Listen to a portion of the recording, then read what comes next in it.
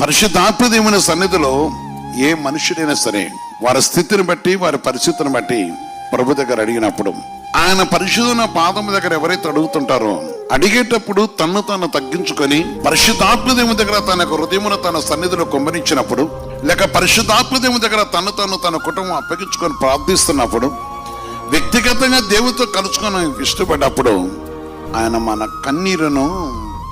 కన్నీరును చూచి ఆయన దాటిపోయే దేవుడు కాడు, ఆలకించి తిని అన్నాడు ఆయన. అందుకే 26వ వచనంలో కూడా మాట చెప్తాడు, మరియు యెహోవా యొద్ద విచారించడని మిమ్మల్ని పంపిన యోధా రాజుకు మీరు ఈ మాట తెలియజేయడి. నీవు ఎవని మాటలు విని ఉన్నావో ఇశ్రాయేలు దేవుడైన ఆ యెహోవా సెలవిచ్చిన ఆ దేవుని యొక్క సన్నిధిలో విచారణ చేసేటప్పుడు ఈ విషయం చెప్తున్నాడు.